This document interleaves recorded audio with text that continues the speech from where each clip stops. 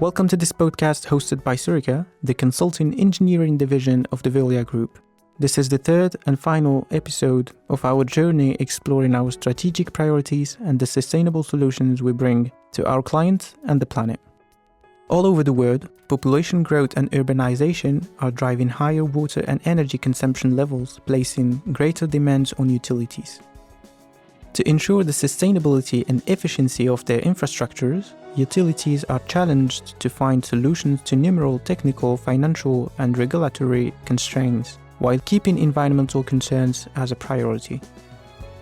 Today, to discuss the improvement and performance of utilities and their sustainability, I welcome Manon Chenevoy, Head of Utility Transformation Team, and Arnaud David, Head of Asset Management and Digital Team for Surica. Manon, hello, and welcome to this podcast. Thank you. To understand the current situation when starting a new project, what is Surica's approach to draw up the initial assessment of utilities? Okay, so for us in our approach, initial assessment is key, especially when we talk about performance. And the way we carry out the initial assessment can take different forms depending on the final objective of the project. But most of the time, when we talk about performance, we like to use what we call a utility maturity assessment method.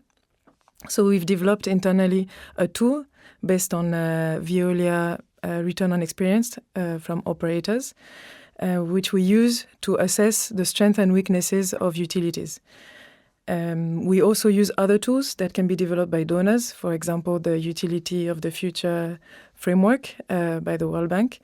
But most of the time we use our own tool, which splits utilities in different business processes and enables us to assess strengths and weaknesses of the organization of these processes, the skills of the staff, the tools that they use, the practices that they have, and it ranges from operations to commercial management, HR, everything about the utility. So this tool is great because it helps us and the utility assess their current strengths and their weaknesses, but also benchmark themselves against other utilities or other services in comparable countries or also in more advanced setups. And we also use it as a driver for change because it enables the management teams of these utilities to define their visions and to set their targets, and it's much easier after that to define the different steps to reach the targets. Okay, now let's talk about asset management. It plays a central role in strengthening operational and financial performance for these public services. Arnaud, can you elaborate on this importance? Hello. Yes, indeed. Asset management is essential for improving the operational and financial performance of these public services. In particular, having a good knowledge of the assets and their condition allows us to assess the investment which will be needed to maintain and replace them, with the aim of maintaining or even improving the service. This approach helps to reduce the pressure on teams that are constantly having to deal with all sorts of emergencies, such as breakdowns, interruptions. They tend to work in reactive mode.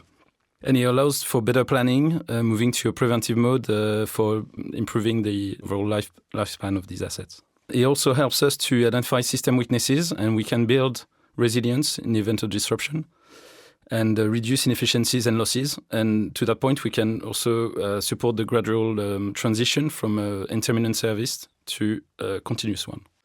I can give you an example of a recent assessment that we did. Islamabad, the capital of Pakistan, is currently facing a water shortage, which is mainly due to heavy urbanization, growing demand for water from a booming population. And also they are starting to really see the impact of climate change. So the supply doesn't meet the demand. Can you give us a significant example in the implementation of performance improvement plan and what were the main success levers? Yes, we can give you maybe several examples. So when we implement performance improvement plans, our role as consultants is to help the utility identify quick wins. By quick wins, we mean those actions that don't require investment, but can generate quickly gains, either by generating savings or additional revenue, and hence triggering change. we often look at how we can improve service level, how we can increase revenue, how we can reduce the operational costs. And for each action that we put in place, we try to develop what we call cost-benefit sheets that help us demonstrate those quick wins and what impact they can have. For example, in Zambia, we identified one of the quick wins that was the update of the customer database. So during a bit more than 1 year, we went for a door-to-door survey, and this helped us carry out the regularization of all the fraud customers, the unregistered customers in the billing system, and also helped us identify the replacement for broken meters. And it helped to generate an additional revenue of over 1.5 million euro per year in less than a year. So the payback period was below 1 year. And this to us is a very significant example of a quick win. And you, Arnaud, I think you have another example maybe in Oman. Can you share? In Oman, we identified reducing the pressure of the water network as one of the quick wins. So we did a study, and after an initial investment of around 20,000 euros in pressure-reducing valves, we achieved in only 3 weeks some savings of around 800 cubic meters of water per day. That's the equivalent of 250,000 euros each year. So the return on investment was also immediate. Mm-hmm. Generally, when we talk about performance improvement, there's a huge focus on following performance indicators. And to us, they are a key measure of the impact of our operational support to the utilities. So most projects have indicators that are identified. For example, in the Democratic Republic of Congo, where we have been working for the past 5 years on a technical assistance project, the indicators that are being followed every year have helped us to show and document the fact that we have supported the centers or the utilities to double the consumption of water per capita. And we have also managed to improve the cost coverage ratio through 2 main actions that are mainly linked to quick wins. One action is to reduce the OPEX, the operational expense, and this has been done through the improvement in maintenance and renewal of generators, because these towns don't have access to electricity. Everything is through generator. And this has created a saving of 130,000 USD per year, which is really significant compared to the budget of these centers. So on the other hand, we have also managed to support the centers in increasing their revenue, and we have done this through strengthening the control procedures at the public tank pipe and the meter reading. And this has helped to reduce commercial losses by generating an additional revenue and enabling the services to sell water to people who were not able to get water before. And this approximately is equivalent to 30,000 people. If we jump to the waste management, this field represents a growing challenge for cities around the world. How can performance improvement plans be adapted to meet the complexity of waste management? Indeed, there are many challenges to be addressed in this sector. We can generally identify 2 different situations, depending on the maturity. The main challenge for regions developing or revising their approach to waste management is often the scale of the financial and human resources that are needed to implement and maintain effective systems.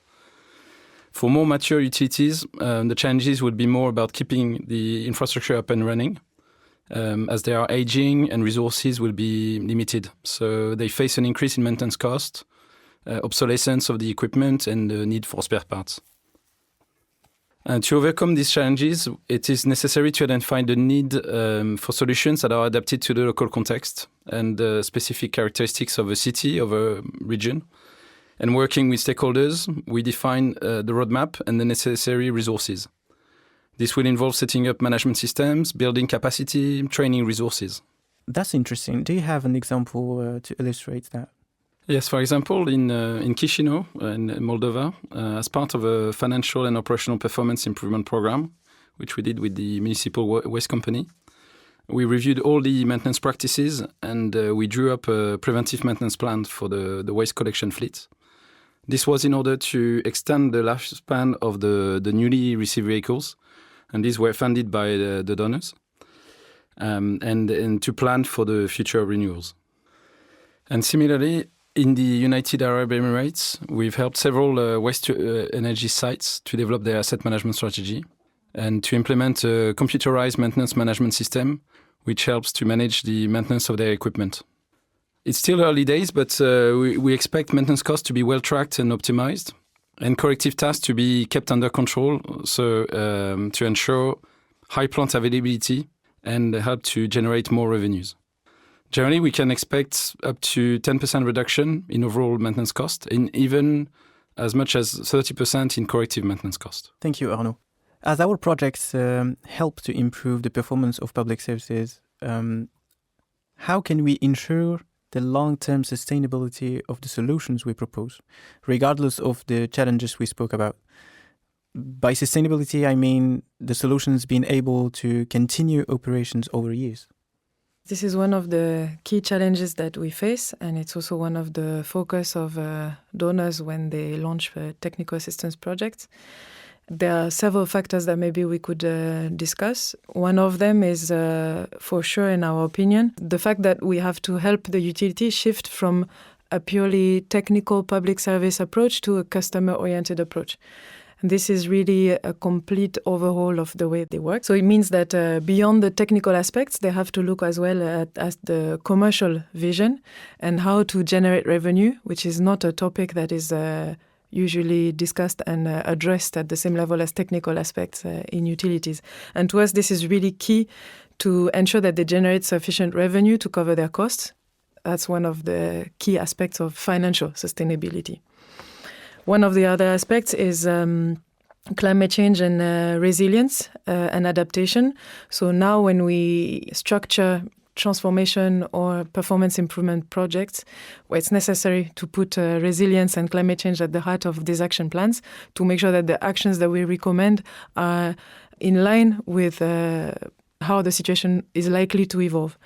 And this is with the objective of securing business continuity and the provision of basic services like water, waste management, sanitation, energy, etc. Arnaud, on your projects, do you have any lessons learned as well of solutions that help? Yes, knowledge transfer, training are really some key factors for sustainability. Our contribution should really build and develop the autonomy of the service in performing these tasks according to the best practices. Also, we can mention the importance of deploying some appropriate digital tools, which need to be simple, user-friendly, and implementing quality management system as a key element of sustainability. And beyond the capacity of the teams, it's also important to mention the level of autonomy of services. For example, are they able to make their decisions independently from the politics at municipal level? Do they have their own budget? Can they do their own recruitment? All these are very key to the sustainability of the results. As well, is there a mature institutional or regulatory framework? Is the law supporting them to do their work by defining roles and responsibilities of the service and the customers? This is essential for the service to be able to function properly. Last but not least, the relationship with top management is also essential to benefit from their necessary support, their commitment, right through to the teams on the ground. Thank you a lot for sharing your expertise and providing such valuable perspectives. This was the last episode of our podcast dedicated to exploring Surica's strategic priorities and sustainable solutions. Thank you for listening.